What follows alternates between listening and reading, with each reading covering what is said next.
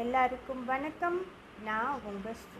இந்த திருமண நாள் மற்றும் பிறந்த நாள் காணும் அனைவரும் எல்லா நலங்களும் எல்லா வளங்களும் பெற்று நீடு ஊழி வாழ நான் இறைவனை பிரார்த்திக்கிறேன். உங்களுடைய கனவுகளும் லட்சியங்களும் விரைவில் ஈடேற வேண்டுமென்று நான் இறைவனை பிரார்த்திக்கிறேன். உங்களுடைய மேலான ஆதரவிற்கு என்னுடைய பணிவான நன்றியினை தெரிவித்துக் கொள்கிறேன். வாழ்க்கையில் உன்னை போட்டு இழுன்னு இழுத்தோம்னா என்னாகும்? கட்டாயி போய்கிட்டே இருக்கும். அது உறவானாலும் சரி, நட்பானாலும் சரி, பிரச்சனையாக இருந்தாலும் சரி, முடியாது நான் இழுப்பேன், என்னால் முடியாது அப்படி இப்படின்னு இழுத்திங்கன்னா அந்த டென்ஷன் தாங்காமல் என்னாகும்? கட்டாகும்.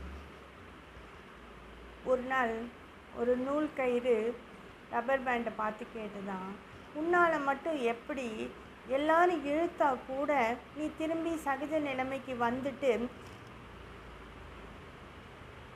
கட்டாகாமல் இருக்கிறேன்னு. அப்படி தான் நம்ம உறவுகளும் எப்படி தான் இருக்கணும். ரப்பர் பேண்டை இழுக்க இழுக்கும். அது நம்ம திருப்பி விட்டுட்டோம்னா அதோட சகஜ நிலைமைக்கு வந்துடும். அது மாதிரி நம்மளும் பிரச்சனைகளை இழுத்து பெருசாக்காமல் விட்டிங்கன்னா சகஜ நிலைமைக்கு வந்துடும்.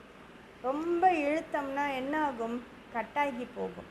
ரப்பர் பேண்ட் இலகுல தன்மை இருக்கிறனால தான் விட்டோன்னே அது சகஜ நிலைமைக்கு வருது. ஆனால் நூலால் அப்படி இருக்க முடியுமா? நம்ம இழுக்க அதோட ஸ்ட்ரென்த் போய் கட்டாக தான் போயிடும்.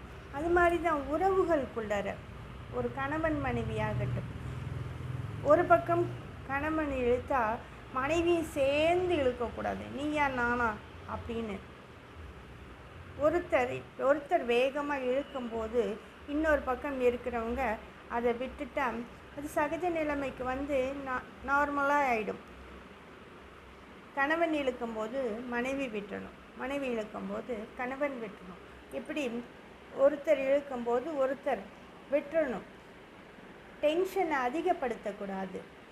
ஒருத்தர் விட்டு கொடுக்கும்போது அந்த இடத்துல அந்த டென்ஷன் குறைஞ்சி ரப்பர் பேண்ட் நார்மல் நிலைக்கு கட்டாகாமல் இருக்கும். ரெண்டு பேரும் சேர்ந்து இழுக்கும்போது டென்ஷன் அதிகமாகும்போது கட்டாயிடும்.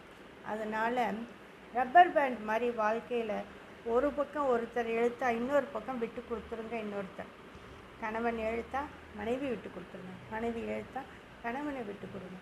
விட்டு கொடுக்கறதுல போட்டி போடுங்க. அப்போ தான் வாழ்க்கை இனிமையாக இருக்கும். அதை விட்டுட்டு ஈகோவை தூக்கி தலையில் வச்சுக்கிட்டு அந்த ஈகோவில் நான் பெருசா நீ பெருசான்னு இழுக்காதீங்க. வாழ்க்கை ரொம்ப ரணகலமாக ஆகிடும், நரக வேதனையாக ஆகிடும். விட்டு கொடுக்குற வாழ்க்கை சிறப்பாக இருக்கும். என்றைக்காச்சும் நம்ம யாரை ஏமாற்றினாலும் நம்மளோட மனசை யாராலையும் ஏமாற்ற முடியாது. வெளியில் பெரிய தாதா மாதிரி பேசினாலும் தனிமையில் இருக்கும்போது அது சொல்லுவாங்களே மனசாட்சி கொல்லுன்னு. நம்மளை அறியாமல் நம்ம மனசு நம்மளை குத்தி காட்டும். இத்தனை செஞ்சவங்களை போய் நீ இப்படி பண்ணினியே, நியாயமா தர்மமான்னு நம்மளை கேட்கும். யாருக்குமே மனசாட்சி கொல்லாதுன்னு சொல்லவே சொல்லாதீங்க. யார்கிட்டனாலும் தப்பிச்சுக்கலாம். நம்ம மனசுக்கிட்டேருந்து நம்மளால் தப்பிக்கவே முடியாது. சந்தோஷத்தையும் அதுதான் எடுத்து கொடுக்கும், நம்மளுடைய துரோகத்தையும் அதுதான் சுட்டி காட்டும். அதனால் எப்பையும் விட்டு கொடுத்து போங்க. நம்ம வாழ்க்கை நல்லா இருக்கும். யாருக்கிட்டேயோ பொய்யெல்லாம் விட்டு கொடுக்குறோம், முன்ன பின்ன தெரியாதவங்க கிட்ட விட்டு கொடுக்குறோம். அது அப்போ நம்மளோட இதை காமிச்சிக்கிறதுக்காக தான், வெட்டி பெருமைக்காக தான் விட்டு கொடுக்குறோம். ஆனால் வாழ்க்கை ஃபுல்லாக நம்ம கூட வரவங்கள்ட்ட விட்டு கொடுத்து பாருங்களேன், வாழ்க்கை இனிமையாக இருக்கும். இந்த கருத்து உங்களுக்கு பிடிச்சிருந்தா இந்த வீடியோவுக்கு ஒரு லைக் போடுங்க. உங்கள் ஃப்ரெண்ட்ஸ் அண்ட் ஃபேமிலிக்கு ஷேர் பண்ணுங்கள். எப்பயும் போல் எனக்கு சப்போர்ட் பண்ணுங்கள். முதல் முறையாக இந்த சேனலை பார்க்குறீங்கன்னா இந்த வீடியோவுக்கு ஒரு லைக் போடுங்க. உங்களுடைய கருத்துக்களை சொல்லுங்கள். ப்ளீஸ் சப்ஸ்கிரைப் பண்ணி எனக்கு சப்போர்ட் பண்ணுங்கள்.